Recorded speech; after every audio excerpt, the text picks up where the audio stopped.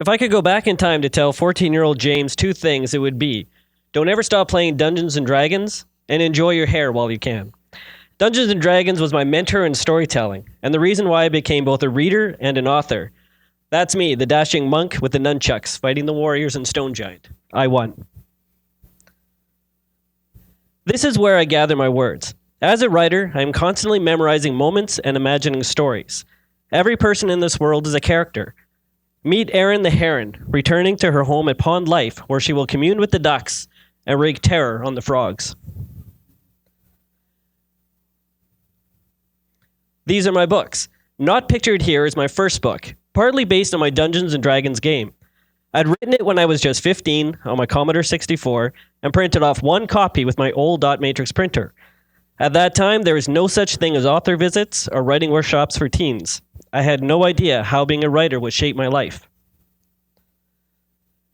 Ever since I became an author, I've been asked to tell my story to fill gymnasiums of kids excited about getting out of math class.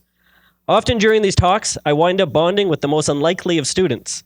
Usually, the schools have written off as lazy or non-academic.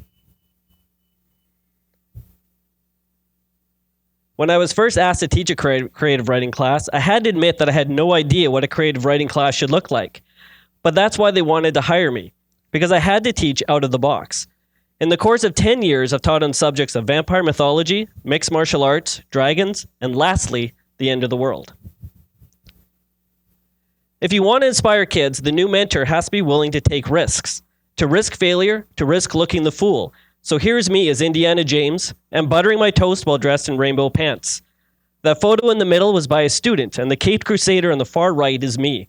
She drew me tall so she wouldn't hurt my feelings. This is my favorite photo of me with my favorite authors and writing instructors. None of us believe that old adage that creativity cannot be taught. In fact, I'd posit that creativity is taught out of us rather than into us. But then, judging by this photo, we're all a little nuts. It occurred to me early on that technology would be a great way to get my students interested in writing process. This is a short movie that Callie George, Lee Edward Fody, and I all filmed to introduce a creative writing camp. We use digital technology to inspire words out of our students. The first time I told a school that I wanted to take my class on a walk in the woods, they panicked over release forms and finding bug spray. I think they thought I was a little crazy. But the students found words living in those woods, and when the class was done, they had a notebook of musings to draw upon. And this is what a creative writing class should look like. Why then would a creative writing mentor and published author want to come work in a library? Because libraries are about building communities in a day and age where few people know their neighbors. Words are powerful tools that make it possible for the richest of kids to understand the poorest, and vice versa. On the finale event of Summer Reading Club at the Richmond Public Library, I marshaled a parade. The boy behind me was in my classes, and because I was willing to wear a silly hat and play Doctor in the TARDIS while he waved a flag behind me, a trust was created that transferred into the classroom. Incidentally, he also told me that the weird old guy music embarrassed him. Once you've built that trust and created a community of writers, students produce this. World building just like they do in Minecraft. This is how I created my D&D worlds back in my mullet days. Character sheets, timelines, photos of real-world places that look the way we imagine our fantasy worlds to look. If you want to free words, one of my rules is to turn your brain off. As we age, we encounter many well-meaning adults who tell us we can't do something, or we're met by people who ridicule us for trying. The result of that are adults who lack the confidence to take chances. And creativity is all about taking chances.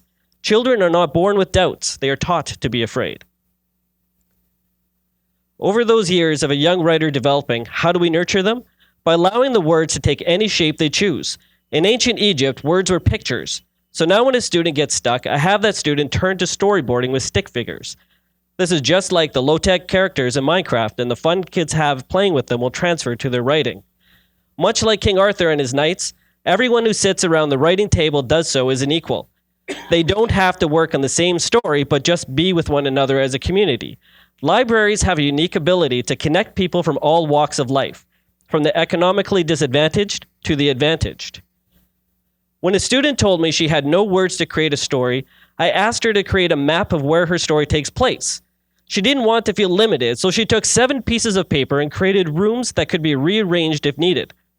After, she cut out characters that could be moved around so as she wrote the story, she could see how the characters looked in each room.